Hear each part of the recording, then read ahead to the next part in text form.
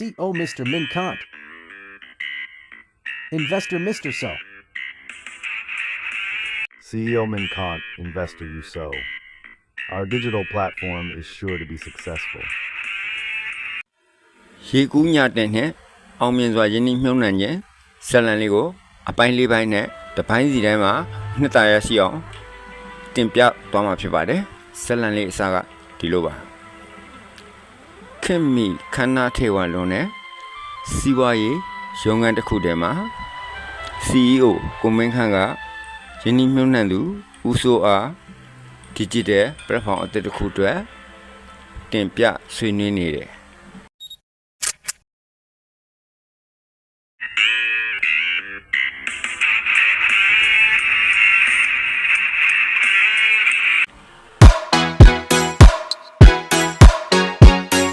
Business world knowledge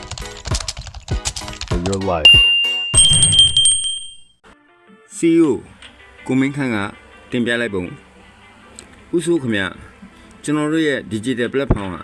ဈေးကွက်မှာအောင်မြင်မှုသိကြနေပါပြီဒါပေမဲ့လိုအပ်တဲ့ယင်းနှိမ့်မြုံနှံမှုမရသေးလို့ကန့်သတ်ချက်တွေရှိနေပါသေးတယ်ခင်ဗျအဲ့လိုတင်ပြလိုက်တဲ့ခါကျတော့ဦးစိုးကကဲကိုမင်းခန့်ခင်ဗျားတို့ရဲ့အောင်မြင်မှုကိုရုံပါတယ်ဘလောက်ပမာဏလိုအပ်လဲပဲပြောပါအဲ့အချိန်မှာကိုမင်းခန့်ကခဏလေးငြိမ်သွားပြီးတော့ပညာမှစတင်၍ပြောလိုက်သည်ပညာမှစတင်၍ပြောလိုက်သည်ဦးစိုးခင်ဗျကျွန်တော်တို့ဒီ project တစ်ခုလုံးကိုတစ်နှစ်တွင်အာရှဈေးကွက်မှာထိုးဖောက်နိုင်မှုအတွက်စုစုပေါင်းအမေရိကန်ဒေါ်လာ9 သန်းရှင်းနှိမ့်မြုံနှံဖို့လိုအပ်ပါတယ်အဲ့ဒီစကားကိုကြားတော့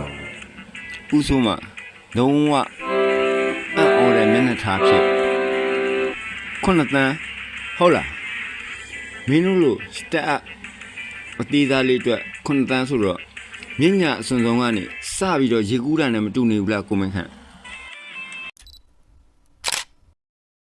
အခန်းနဲ့ရေကူးညတင်စကားပြောဆိုခြင်းဦးစိုးမှာ CEO ကိုမင်းခန့်ရဲ့ပြောစကားကြောင့်မသားမယာဖြစ်ပြီးတော့ project ရဲ့ grant နဲ့ဇာတ်တွေကိုလန်လောကြည့်စုရင်မျက်နှာထားတင်တင်နဲ့ကိုမင်းခန့်ရဲ့ပြောဆိုလာမယ့်စကားကိုစောင့်ကြည့်နေပါတယ်ဒီချိန်မှာကိုမင်းခန့်ကဟုတ်ပါတယ်9 သန်းဆိုတာများပါတယ်ကြီးမားပါတယ်ဒါပေမဲ့ကျွန်တော်တို့ရည်ရချက်ကဒီနှစ်တွင်အာရှဈေးကွက်တစ်ခုလုံးကိုချက်ချင်းသိမ်းပိုက်နိုင်မှုပါပဲ9 သန်းရင်းနှီးမြှုပ်နှံမှအဲ့ဒီလိုလုပ်နိုင်မှာပါဦးစိုးကမင်းခန့်စိတ်လျှော့ပါအောင်9 သန်းဆိုတာအကြီးဆုံးပြိုင်မဲ့ကုမ္ပဏီတွေအတွက်ပေးတဲ့ပမာဏမျိုးအဲ့လောက်အရင်နှီးဖို့စွန့်စားဖို့ကျွန်တော်တို့မှဖြစ်နိုင်နေဘူးအခြားတင့်တော်တဲ့နီးနားလေးများမရှိဘူးလားကိုမင်းခန့်ကစိတ်ဝင်စားနားထောင်ကြအလေးနဲ့ထားပြီးပြန်ပြောလိုက်တဲ့ကဟုတ်ပါတယ်ကျွန်တော်တို့မှတခြားနီးလန်းရှိပါတယ်ဒါပေမဲ့အဲ့လိုဆိုရင်တော့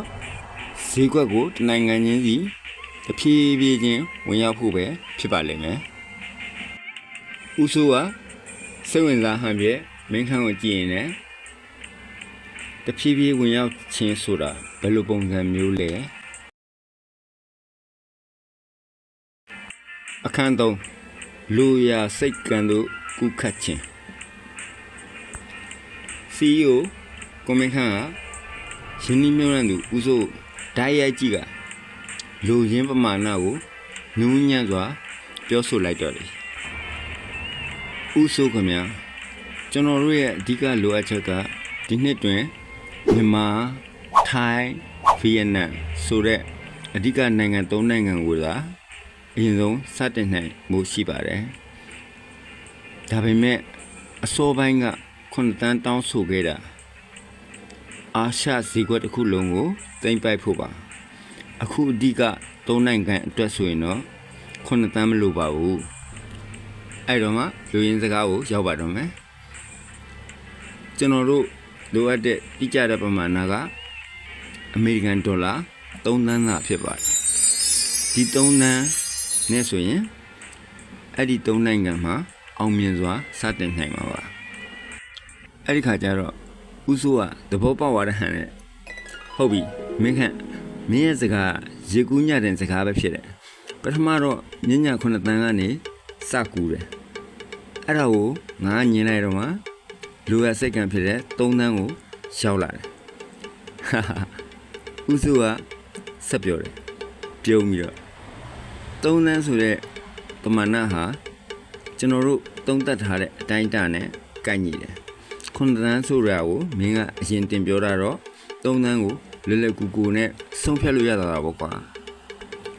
ဟုတ်ပြောဆိုလိုက်သည်အခန်း၄အောင်မြင်သောရင်းနှီးမြှုပ်နှံမှု Let's go. ဦးစိုးမှာ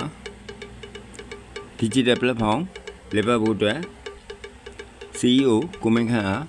လေးစားစွာလက်ဆက်နှုတ်ဆက်ရင်ပြုံးပြီးတော့ပြောလိုက်ဒီမှာဒီ project အတွက်3သန်းကိုရင်းနှီးမြှုပ်နှံမှုသဘောတူပါတယ်ဒါပေမဲ့မင်းရဲ့စကားပြောပြဟာကိုတော့အထူးချီးကျူးရမယ်ကိုယ့်ရဲ့ရည်ရွယ်ချက်ကိုအောင်မြင်အောင်ပြောဆိုနိုင်တဲ့အရေးချင်းဟာစီးပွားရေးမှာအလွန်အရေးကြီးတဲ့ဆိုတာတကယ်ပါပဲတကယ်ချီးကျူးပါတယ်ကိုမင်းခန့် CEO ကိုမင်းခန့်ကလည်းဦးစိုးအားပြုံးပြော၍ကျေးဇူးတင်ပါတယ်ဦးစိုးဦးပြောလိုက်ပုံမှာ digital platform ကြီးစတင်လက်ပတ်တော်မူဖြစ်သည်ဟုတ်ကဲ့ဒီဇက်လန်ကအဓိကပေးခြင်းတဲ့ message လေးကကျွန်တော်တို့ကမြစ်တစ်ဖက်ကိုကူးတော့မယ်ဆိုရင်ရေစီးအားကြောင့်လိုတဲ့နေရာကိုတက်တက်မမမရောက်ပဲရေအောက်ပိုင်းကိုရောက်သွားတတ်ပါတယ်အဲ့တော့ကျွန်တော်တို့ကလိုရာစိတ်ကန်းကိုရောက်ဖို့ဆိုတာရေညာအပေါ်ပိုင်းကနေပြီးတော့တင်ပြီးကူးမှတာလိုရာခီးကိုဆက်ဆက်မြဲမြဲရောက်ပါအဲ့ဒါလိုပဲကျွန်တော်တို့စီးပွားရေးဈေးကွက်မှာဆိုလဲကိုလိုချင်တဲ့အဖြစ်သို့မဟုတ်တန်ဖိုးကိုရရှိဖို့ဆိုရင်ခန့်တဲ့လိုအပ်ချက်တွေကိုတင်ပြတယ်အခန်းနဲ့ရေကူးညတဲ့စကားကိုပြောခဲ့တယ်ကျွန်တော်တို့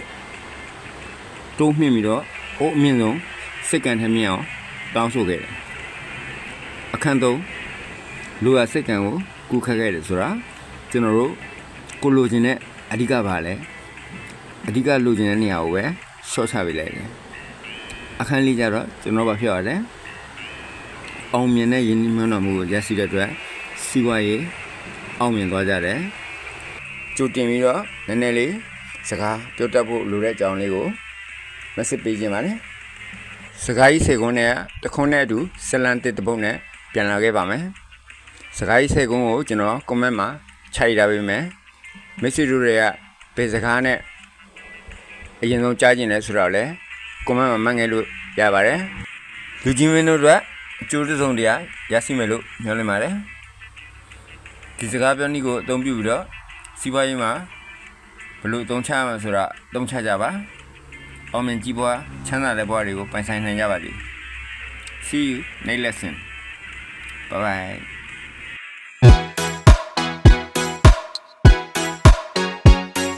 Business world knowledge for your life.